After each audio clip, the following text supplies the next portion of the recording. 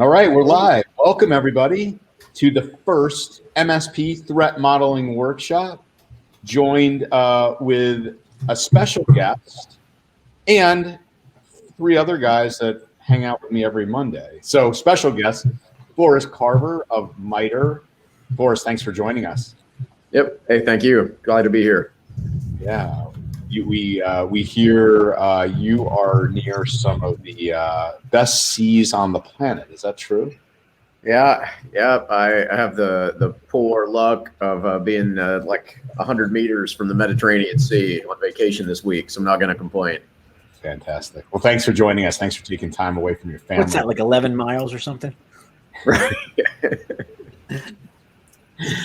So doing my conversion. All right. So I'm going to hand it to Gary in 1 minute, but I want to introduce. Well, Gary, you're going to introduce him. So We'll do the introductions. We have some pictures. This is very professional. That's true. I totally forgot about how professional this was. But welcome everyone, and let me share out my screen. And give me 1 second here, Gary. We'll go right at it. Here we go. Share. And let me put this into full view, and we'll be on our way. Go to the first slide. There we are. Here we go. Hello, everyone, and welcome to really the first I've seen in our industry of this concept of bringing you a threat modeling workshop.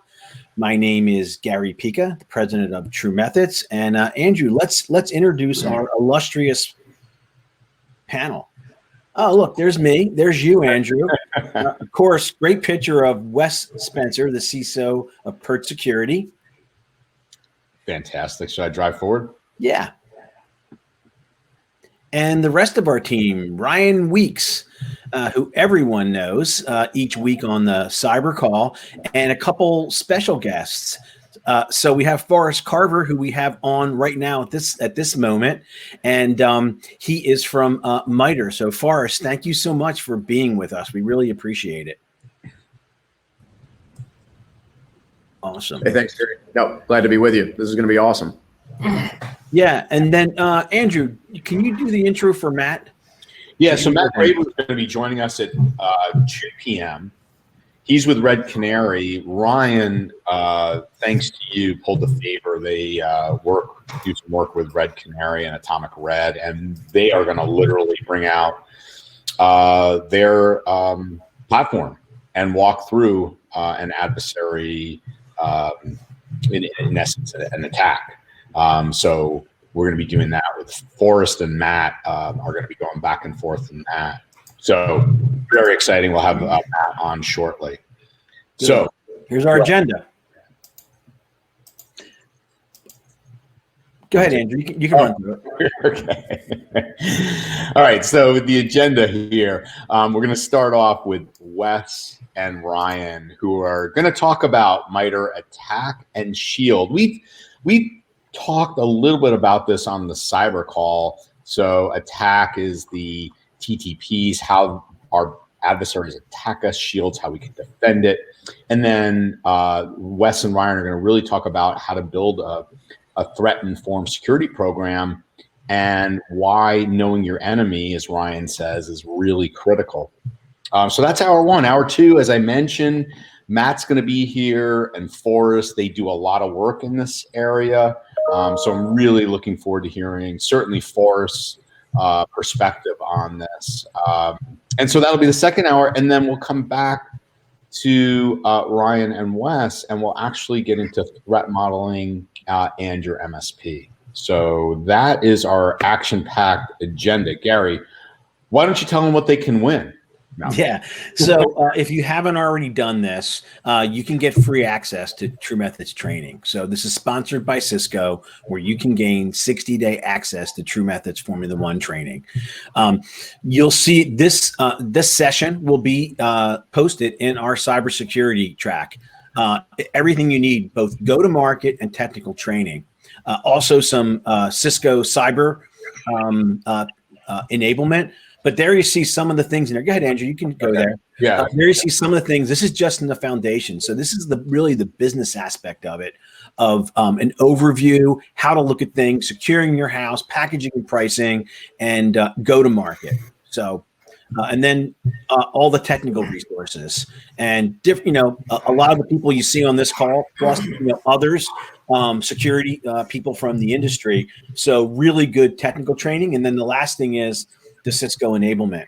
So in addition to this, Andrew, not just this track, but people will get access to our entire library of videos and resources, which is over 150 hours of role-based content on every aspect of building a high-performance MSP. So service delivery, sales, metrics, business planning, there's nothing in there. No question that I've been asked over the past 12 years that we haven't created a video to answer it. So, Gary, I'm just going to say I'm a little biased because I've known you a long time and believe in what you do. But man, we had 2 MSPs on yesterday.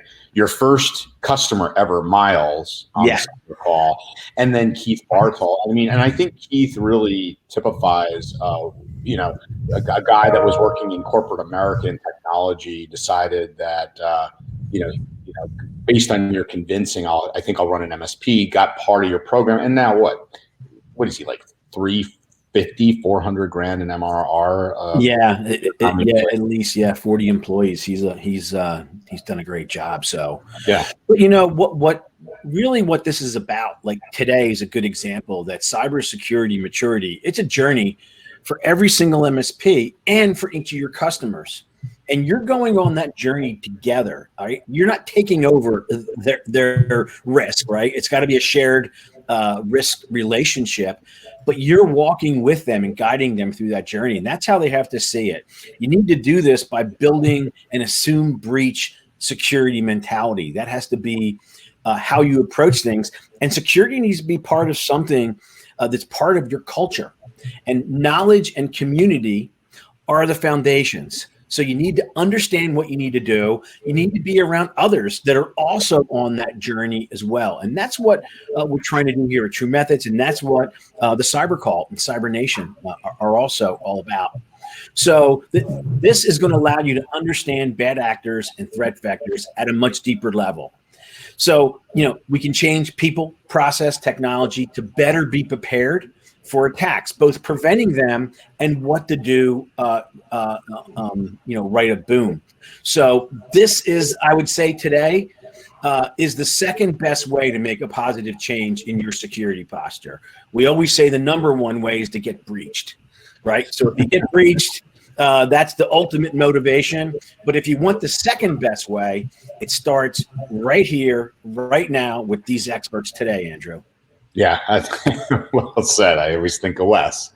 You want you want security budget, get breached. So with that, and Gary will go ahead. My son, he'll go ahead and put the link in for how people sign up to get free access.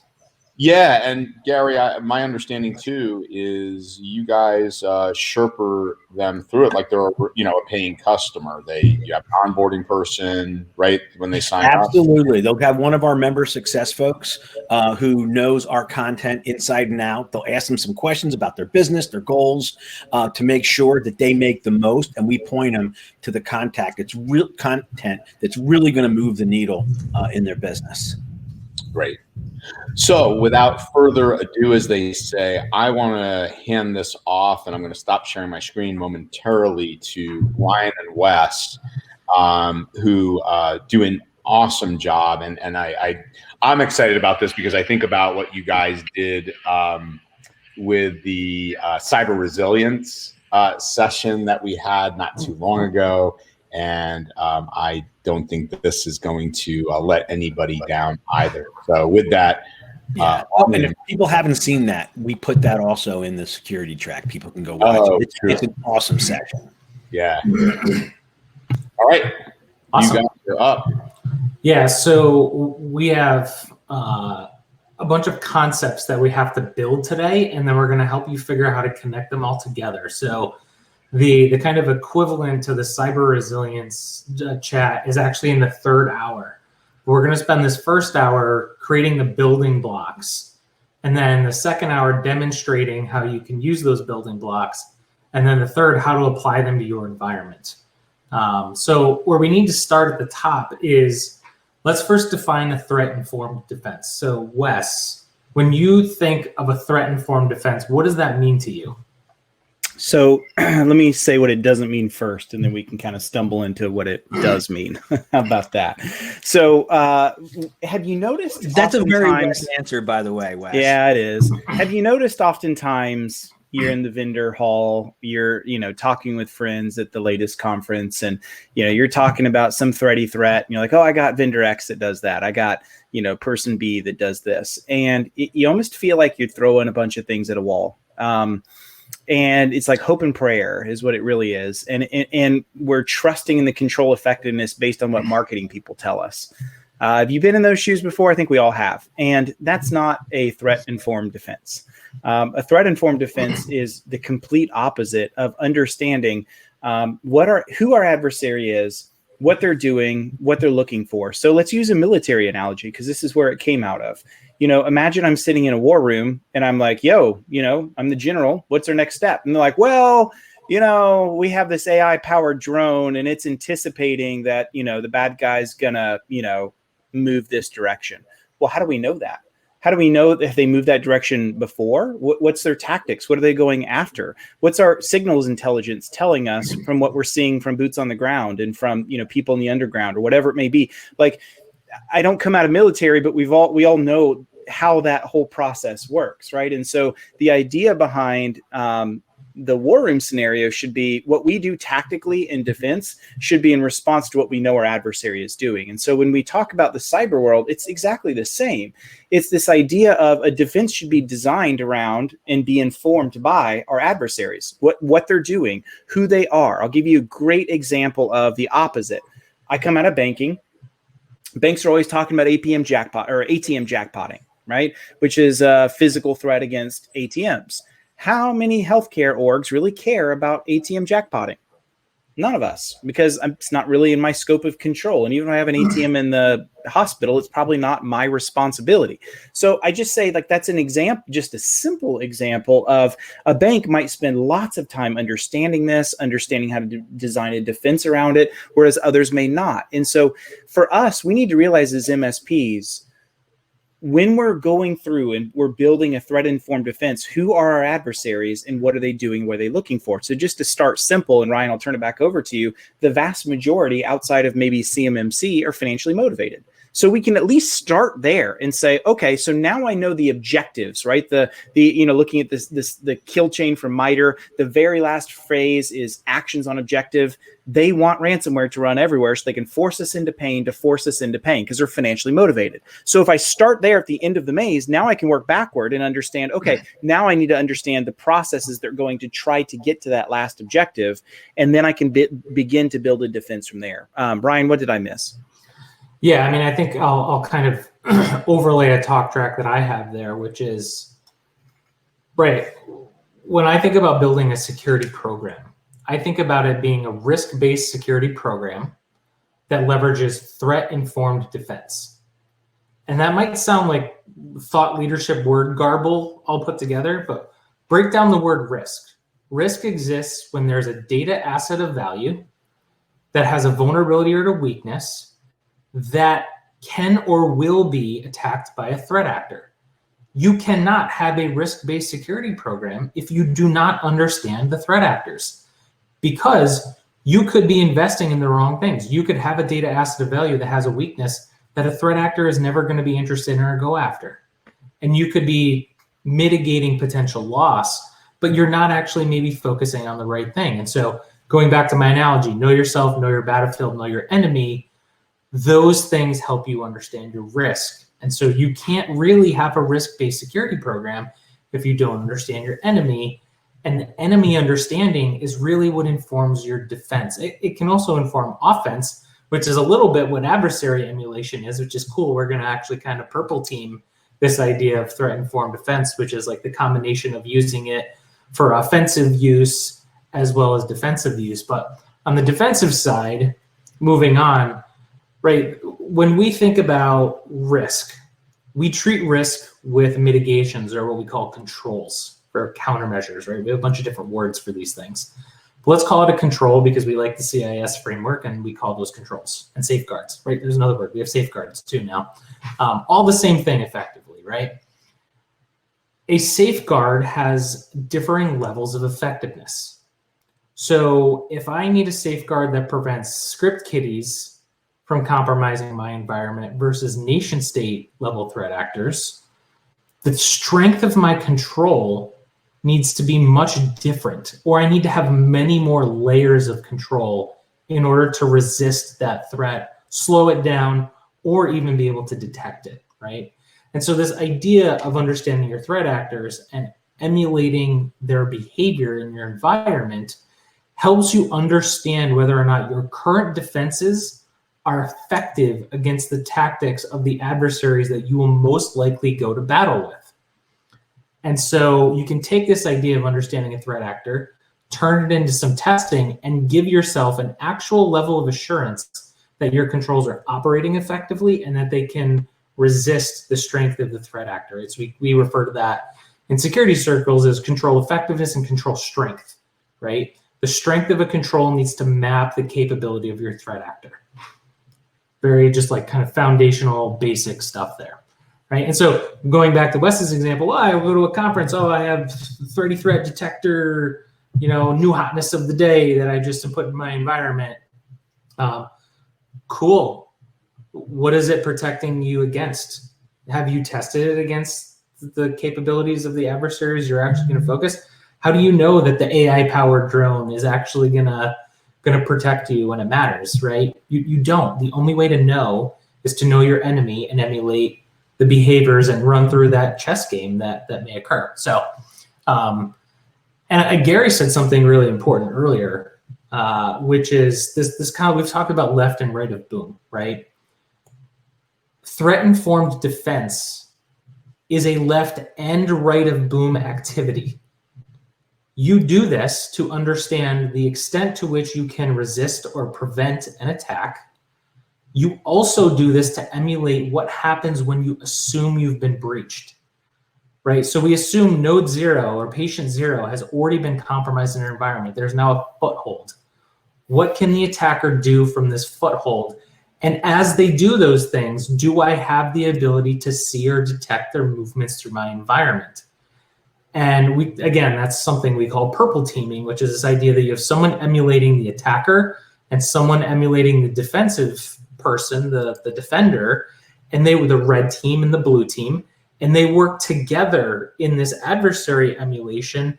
So that's like, okay, I'm running this test now. Did you see it? No, you didn't see it. Okay, well, that's an area we need to improve, right? So this stuff, it all starts with understanding your threat, but you're going to make it much more actionable. And we're going to get through that in the rest of the 3 hours. So just wanted to lay that foundation. But I think the next part I really want to, if Forrest is still around with Wes, we talk about building threat profiles a lot, right? People have heard that probably 1,000 times, but I'm willing to guess maybe only 5% of the MSPs on this call have ever actually seen a threat profile. So what I would love to do is actually start with Gold Southfield in the MITRE ATT&CK framework. I don't know if I can share or if. And while he's doing that, Andrew, would you mind popping a poll question up and just title it? Has your MSP, what should it be, Ryan, ever created or used a threat profile? How do you want to word that? Yeah. Have you ever seen or built a threat profile? Right. Sure. And we're going to walk you through building a threat profile today, and we're going to demystify it, and we're going to show you examples of open source intelligence to build that. But that is definitely an important piece. So go ahead. So right up, if you look at your screen, Ryan.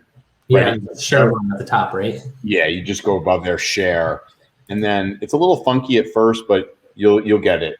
Just go ahead and hit the share, and then it kind of gives you a window where you. Yeah, no, I can share the event. It's not letting me share the screen. So just above your head, in your window, you'll see your mic. There we go. Yeah. Sweet. New platforms. This is fun. Let me make sure I share the correct screen here. You don't want to go into YOLO mode. Yeah. No, not Don't right put up now. any sensitive data. That's part of what I was trying to avoid. All right, here we go. All right, so you can see, you can see this. Okay. So we've gone through the MITRE ATT&CK framework before, right? The MITRE ATT&CK framework is, well, let me just copy this and let's go back up to the top of the attack framework, right? So the attack framework helps you understand through various different TTPs the very low level activities that a threat actor will engage in as part of reconnaissance or execution or et cetera, right? So this is helpful. This is a framework to express the very finite things that threat actors do. But if you spent your day inside of the attack framework just looking at these tactics, you wouldn't necessarily know what you need to do in order to start to defend against these threat actors because there's just too many of them. So this is where this idea of threat profiling comes in. Well, let's understand our threat actor. We understand there's this universe of things they could do, but oftentimes threat actors don't do all the things they could do. They're like humans. They have a set of things that they do and they do well and they rinse and repeat and it works. And why change if the thing you're doing works, right? So we can overlay these concepts of these TTPs or these techniques that are used onto a threat actor. So we're going to talk about Gold Southfield. This is going to be a theme through the rest of the event, is Gold Southfield. Gold Southfield is the threat actor behind what used to be GanCrab and is now REvil, also known as Sodinokibi. And it is arguably one of the most dangerous threat actors in terms of ransomware that exists in the marketplace now. And it's one that you've heard from Chris Lair, you've heard from me, you've heard from Wes, you've heard from a dozen people, actively targets MSPs. So we think this is, right today, we're going to help you build a threat profile for one of the most prolific threat actors targeting MSPs with ransomware. And that starts with the attack framework. So the attack framework actually has gone through and said, this threat actor group uses the following techniques in order to achieve their objectives. And they exist at different points in that kill chain, like Wes said, right? So they're gonna start with phishing, right? They're gonna try and phish your employees and gain a foothold onto a victim machine. From there, if they have administrative access to that machine, they may run PowerShell. If they can't get access through phishing and PowerShell, they might try to leverage an open RDP or some sort of RMM service in order to gain access to your machines. They have a very finite level of things that they do. And down here we see, not throwing shade, but this is on MITRE's website. This is not me kind of pointing anything out, but they've actually listed that this group has actively used ConnectWise. I think the ConnectWise screen share and ConnectWise RMM in the past. And then there's the REvil software, which is its own kind of malware variant. And there's a couple different links off to some different information about the threat actor where you can get more information. So this is the basis of your threat profile. You can understand generally it's a financially motivated threat group, when they were established, and what they're primarily using. So you have a brief description. You also have a bunch of different MITRE attack techniques, and you have some information about software. This is a great place to start. But that's not necessarily all that you need when you're looking at the threat profile. So let's pull up another piece of information here. And I found this the other day, just quick searching around for some information to share with you. I actually I've basically spent every waking hour on this site since. But Ryan, if I could just say this, one thing you just said about, REvil, Sodinokibi, that, goes after MSPs, how powerful is it if you're focused on banks, or yesterday we talked with Keith that focuses on healthcare as an example, and you were to have a conversation about, instead of we need to put these additional controls in because of whatever reason, but not only is there a risk assessment, but hey, by the way, we've studied your threat profile. You're for the threat actors that attack your industry, your vertical, your EHR, whatever it may be. Here's why we are advocating for stronger controls.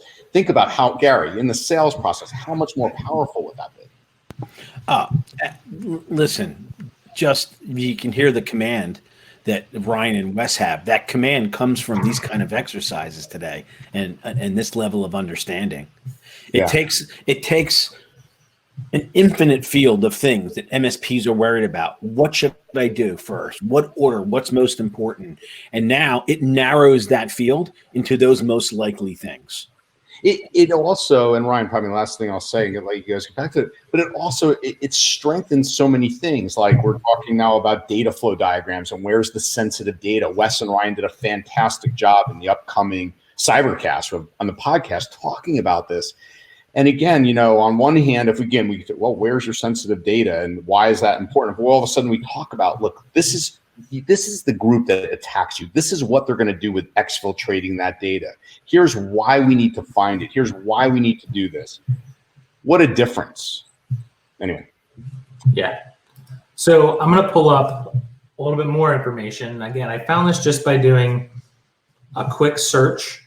I was actually searching for a threat card for APT29 and came across this site, and I just started browsing around at the threat actor inventory that they have, which is quite impressive, actually, the kind of level of detail they have. But this is the Thailand's Computer Emergency Response Team has published their threat profiles for some of these actors. And so Gold Southfield, also referred to as Gold Garden, which Wes and I find hilarious that SecureWorks has two names for the same. I think it's a typo, but I'm not sure. No, it's real. I saw it referenced in multiple other places, and so we're not sure where that comes from. But also, you've probably heard Pinchy Spider more often. That I think is kind of the more often used reference for Gold Southfield. So again, you could hear all four of these monikers, and they all mean the same group of people. But Russian-based, their motive is financial gain. The Thai CERT saw them first in 2018. One of the earliest attacks was actually on Texas local governments hitting a coordinated ransomware attack.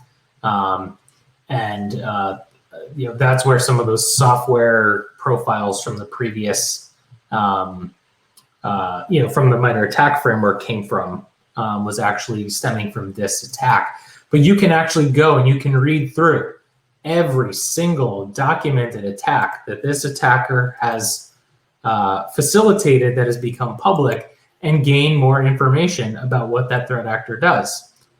And ultimately, what you're going to do is you're going to start to map that information back to what MITRE did, those techniques that exist that the attacker leverages when they might seek to do you harm. The end result is going to be, I have a threat actor, I know who they are, I know if they're active, I know what their motive is, I know where they're located, I can see their history of all of their attacks, I can map the things they did in those attacks to the MITRE ATT&CK framework, which has very finite actions or TTPs.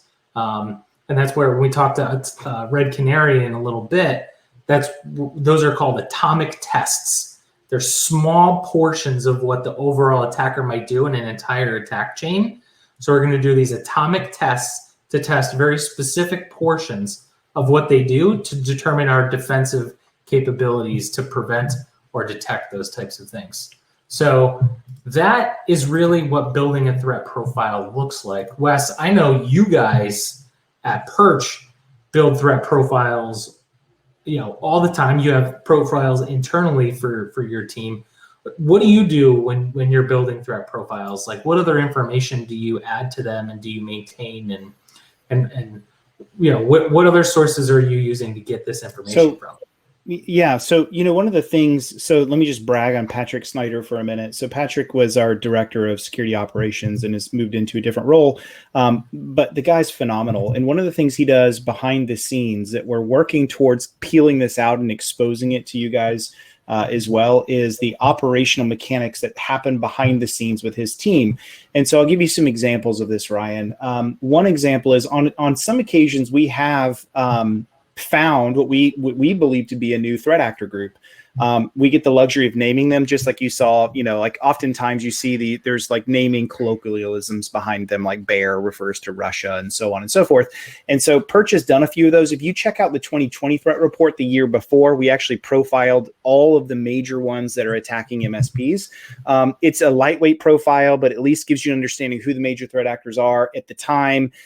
We have found a few new ones. And so sometimes, Ryan, when we find ones through new organic research, as we're hunting and we discover something and we start diving and unraveling the malware that we're seeing or where its command and control is going to, and we get access to its infrastructure, we'll notice things that are unique and leads us to believe in our research that it's a new actor group. And so in those cases, we'll do a deep dive. Who are they? What are they targeting? What's their infrastructure looking like? What does the malware look like?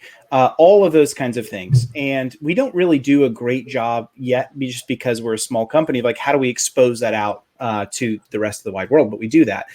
The other side of that, though, is our security operations team knows what to look for. So when we get called in on something, and let's say just from the ransom note, let's use Soden since we've been talking about them a lot. We know right what to look for. This enables your security teams to say, okay, if it's this actor, I know to look for these certain things. I know that, TrickBot that they're using looks and does these things operationally. I'm going to go right to that source. And an operationally efficient and sophisticated security operations team should have the capabilities of doing those things to where you've got a treasure trove of data, but how do you sift through very quickly to what you're looking for? And so this is where we use these things oftentimes internally with pretty significant documentation that teaches us, look for these things, do these things. This is evidence of that. And it really, really helps escalate the tiered triage processes that we have to go through. So long-term goal for us just internally is beyond the scope, but we want to take a lot of that material and we do want to produce that back so that you guys have access to it because there's a whole lot that goes into that for sure. So think about what you just said. And I think about every time we have Chris Lair on. And, he's always right of boom, right? Dealing with response. And based on, they figure out right away who the threat actor is. They know, right where to go, right where to look. And you think, well, if Chris was to own an MSP with that knowledge, what are the chances he'd have a better, more focused defense than other people? And that's really sums up, what we're trying to do today, right? Right. It does. And maybe the last thing I'll say quickly is when I talk to breached MSPs that have gone through this, Gary, the way they talk, where the thin red line has always been has moved by miles. And they have this clairvoyance to be able to defend it to their clients of you will do this. And let me tell you why you'll do this. It's the same thing that I can only imagine a veteran comes home after going through, a battlefield experience. There's only certain people that understand those things that they can relate to. And I think for MSPs going through those exercises, again, I see this all the time, Gary. If they walk out of those situations with a totally new mentality and a brand new way to express it. And if I can use this aggressive word, to even enforce it. Yeah. So I want to pick up and I want to keep building on the threat profile because Wes, whether or not you just realized it, gave you a new piece of information that should be in your threat profile for this threat actor. It is information that has not yet been viewed in either of the threat cards that I've shown you, and that's the relationship between TrickBot and Soden, right? And so if you don't believe me, which I'm sure you do, but I'm gonna go back and I'm gonna show you the evidence anyway. I'm gonna search the MITRE ATT&CK framework for Gold Southfield for the word TrickBot. You'll notice 0 out of 0 results. I'm going to go to Pinchy Spider's page on the Thai cert. I'm going to search trick. 0 out of 0 results. So how do I know and how does Wes know? Well, regardless of whether or not I'm supposed to share this with you, I'm going to share this with you. We have a service provider that we use called Recorded Future. They provide us open source threat intelligence information. And this is part of their threat card on Gold Southfield. You'll see referred to as Pinchy Spider more frequently than Golden Garden. SecureWorks has referenced them a number of times. They primarily target US, North America, Canada. But you'll see the malware that's associated with them is GanCrab, which David actually pointed out. Golden Garden is actually from their GanCrab days. And Gold Southfield is from the REvil days. So I guess we can't make too much fun of SecureWorks now, Wes. That's right. But they use this threat actor is associated with the Soden ransomware and TrickBot. You see the number of references, the high number of references to TrickBot. That means that if you're infected with Soden, and let's say you were able to recover your machines from a backup, there's a probability that that threat actor has been latent in your environment for a number of days or weeks. And knowing that that threat most commonly comes through TrickBot will tell you, when I recover from my backups, I need to sanitize my backups and make sure that there are no latent TrickBot infections on my machines, because that's the most common way that Soden is going to get deployed onto an asset, right? So you could recover from backup, but if you don't get rid of the TrickBot infection, you're going to get ransomed all over again, right? And so now here, this is, again, Recorded Future largely just open source intelligence. So this information is out there on the web associated with this threat actor. You can know TrickBot malware or the Moregg backdoor or the CoreBot botnet or the DanaBot banking Trojan all have been associated with this threat actor. And so you can leverage that information to do that. So something else I like about Recorded Future, it gives me, like, over the last 60 days, how much has this threat actor been increasing. You can see they've been very active in the last 10 days in terms of what they've been doing. And it gives you some more basic information that, again, this goes into your threat card for this threat actor. So I don't know if there's anything else you wanted to add to that, or if anything anybody else wanted to add to that. But these pieces of information, 3 different freely available sources, you could have a working threat profile in a half hour of Googling for a threat actor that will likely cause you the biggest heartache of your life. And you could start building a threat-informed defense in a half hour based off of understanding this threat actor. I think that's pretty powerful. I do too. And you mentioned Recorded Future. I mean, they're super awesome, right? But they're super expensive and not necessary for an MSP to truly be able to delve into all this, right? There's this, well, just give me your comments back on that first, if you would, Ryan. It's very much true. Like, it's very much an enterprise solution. The reason I brought it up is, again, I stress the majority of what Recorded Future does is aggregate open source intelligence about threat actors and put it in a single place. So really what that means is all the information that they've aggregated exists out there. So if you spent time going through that TIE cert page and you clicked on those links and read about the various different attacks, you would likely get the same amount of information that you would have gotten from Recorded Future. It would just take you slightly more time. But I would argue it's a really good use of your time to go through and click those links and read about everything this threat actor has done, because that's how you know your enemy. So at this point, Ryan, the clouds are demystifying on part 1 of this of knowing my enemy, right? We'll still talk more about knowing the battlefield, knowing ourselves, but can you just share a little bit more about why knowing our enemy is truly important, comparing them to maybe an APT threat group that may be out there, like a Chinese nation state group? Why is it, maybe use them to contrast the difference of how this helps us understand why knowing our adversary is important? Yeah, so it's kind of a very broad question, right? Knowing your enemy, you don't have a single enemy, you have multiple enemies, right? And so when you build out your threat cards, eventually what you're going to do is you're going to say, wow, look, 90% of my threat actors all use the same tactic. That would be a really high value place for me to improve my defense. And so you're starting to take a threat-informed, risk-based approach to what you do, instead of saying, what's the latest hotness that I need to go buy and deploy into my environment, right? What's the vendor of the day? What's the solution of the day?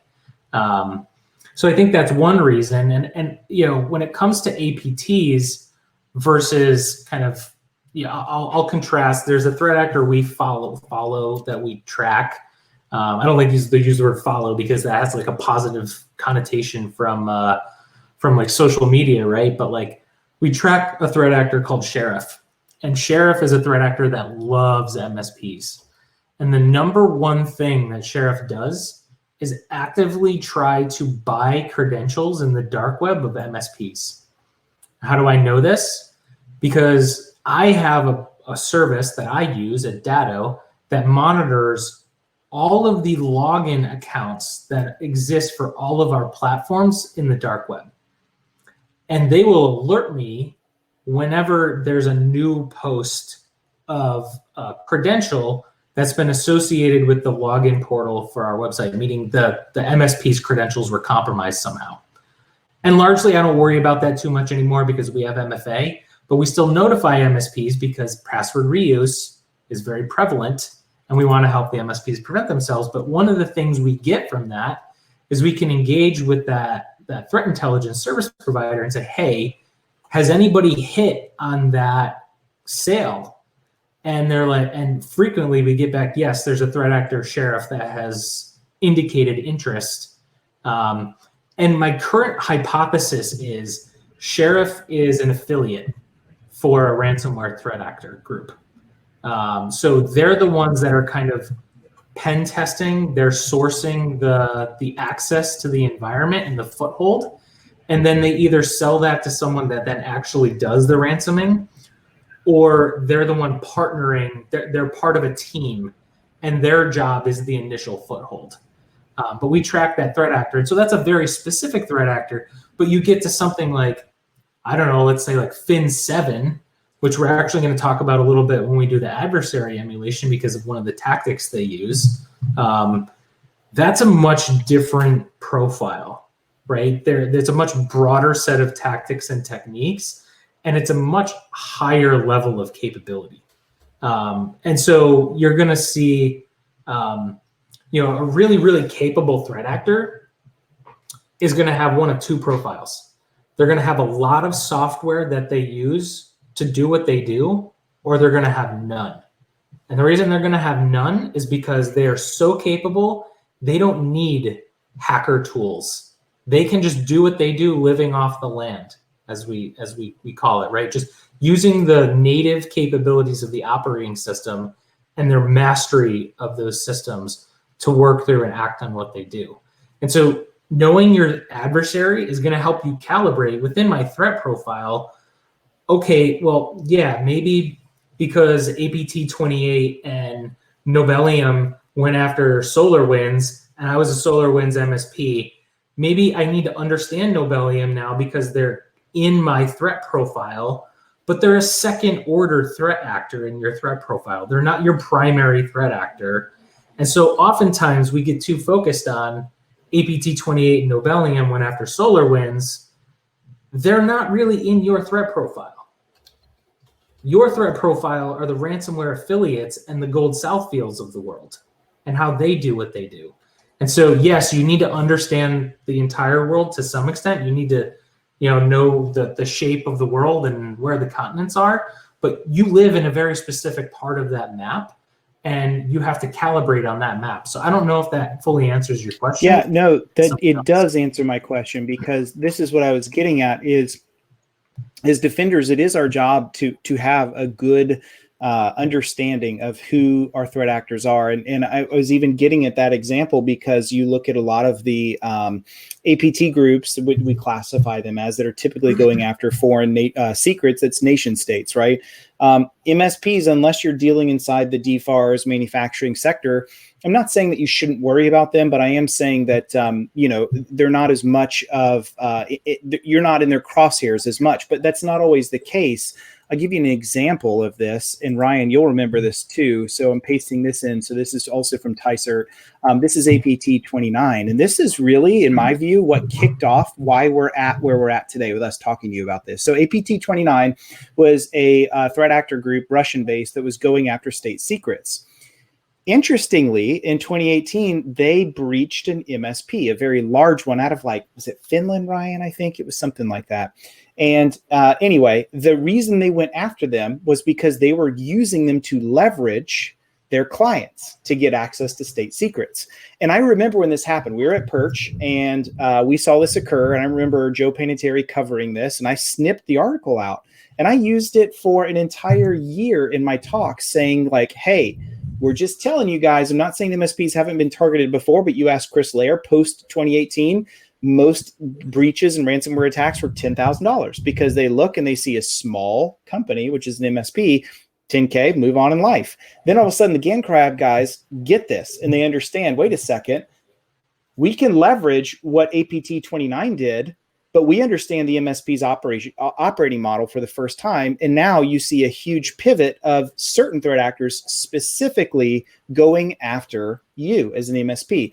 And so I just want to clear the clouds again, to use that term again for you guys to really understand this is why we have to know this world, because one threat actor may do something that causes an entirely differently motivated actor to say, I can learn from that and I can use this for my goals and what I'm going after. Brian, does that make sense? That's really a big piece of what I was wanting to drive at. It does, and I'll bring it to literally time now, right? There was a threat actor group, I can't remember the name. It was an article. I'll try and find it when I'm not kind of in the moment, that came out today. There's an emerging tactic of ransomware threat actors to bypass security controls on endpoints. They're if they get a foothold, but they can't necessarily break out and evade the controls that are there, but they can install software. They'll install virtualization systems like VMs, and they'll mount the file system of the host from the VM, and they'll actually run the ransoming process from within the VM to encrypt the files.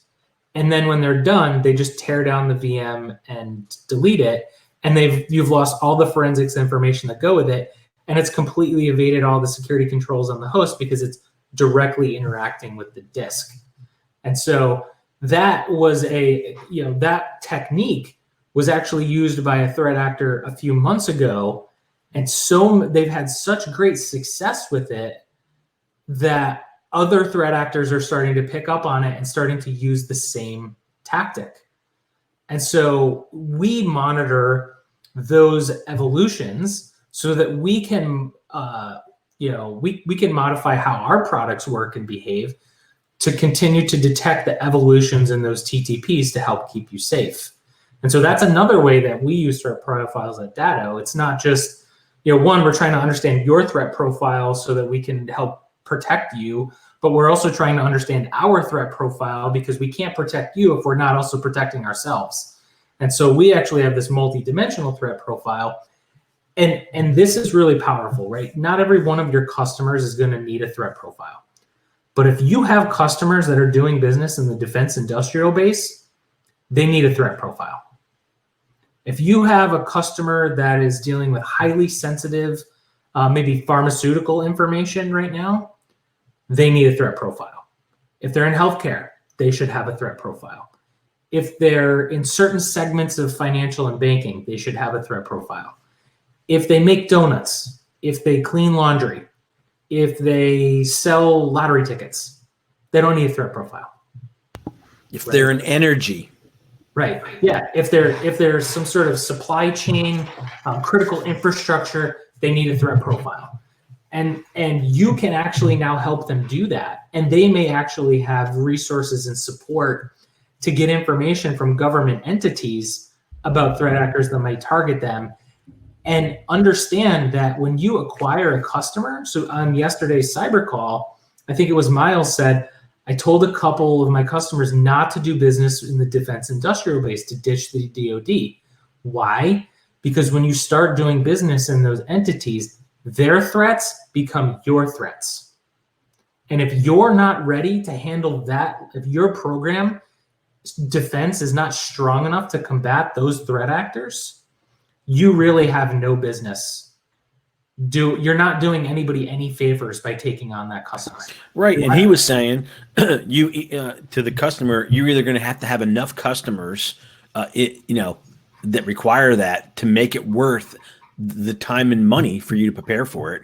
And we said the same thing about the MSP. You don't want to have 1 or 2 or 3 customers there because just what you have to do for that, you're going to have to either make it a vertical or you're going to have to stay out of it. Yep, for sure. Ryan, one thing you just said, and I'm going to kind of come to Wes because of his experience in threat intelligence. But again, Wes, I think knowing these, as Ryan was saying, if you're in this, you should have a threat profile. If you're in banking, talk maybe just real quick about ISACs and ISAOs here, because you could literally turn to, for example, FS ISAC, and if you have a bank, and look at that type of relationship. And again, that's how you differentiate your MSP. Yeah, so we could do a long talk on this, and maybe at some point we'll do a threat intelligence deep dive, Gary, if you'll host us back one day. But I can simplify it in this. So there's like human-based intelligence that's human readable, understanding largely what we're talking about right now. Who are the actors? What are they targeting?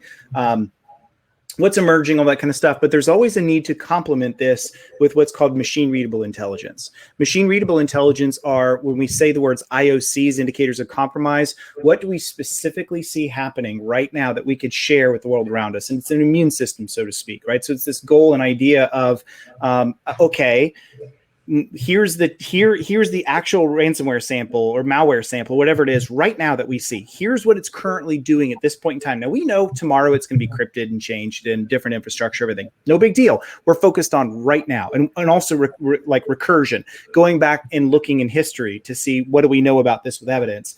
And so that's machine readable intelligence. We have worked at Perch, and really Aaron, our founder, was one of the creators of Styx and Taxi, which is an open source protocol that's used to build and share all of that. But ISACs serve in the middle of all of this, right? ISACs serve as that conduit that get, and ISAOs too. Think of them as pretty much the same thing. The goal that they have is, okay, so one of our members is seeing this particular thing. Human intelligence, what do we know about it that we can list out and share and discuss and communicate? Machine intelligence, what can we share in an automated way that we're not intending for people to go look at? We're intending for machines to pick it up and then use it in their detection processes.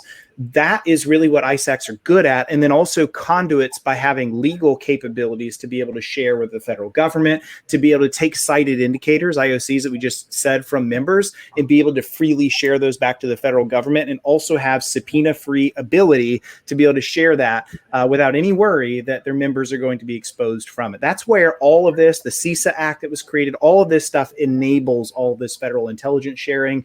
The two groups that are most active in it are DHS and FBI. Just so you kind of have an idea, because they're largely focused with sector defense inside the U.S. But that's the goal, right? And a healthy ISAC should be doing that for their members, Andrew, and should be producing both human consumable intelligence and short shelf life machine intelligence that contains IOCs. Thanks for that, Wes. Yeah. So there's one other thing I'll leave you with here, which is when you build a threat profile, you might sometimes come across a TTP that's non-technical. For example, something that caught my eye maybe 6 to 9 months ago and really kind of hit the panic button for me was a Tesla employee that actually came forward and notified Tesla that they had been contacted by a nation-state threat actor in order to install malware in the Tesla manufacturing plant. And the more you dug into it, this employee was getting offered 10 times their salary in money just to plug a USB stick into a machine in the manufacturing floor.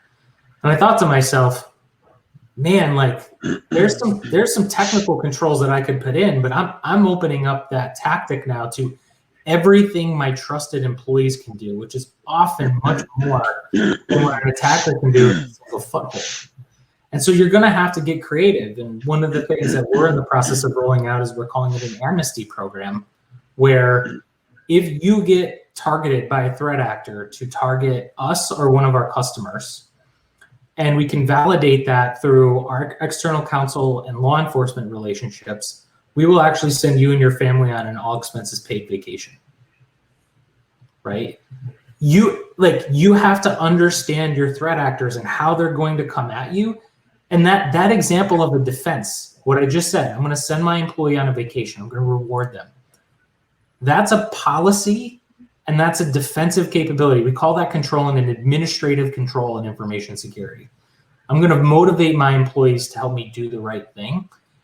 I would never be able to do that if I didn't have a threat-informed defense. Right?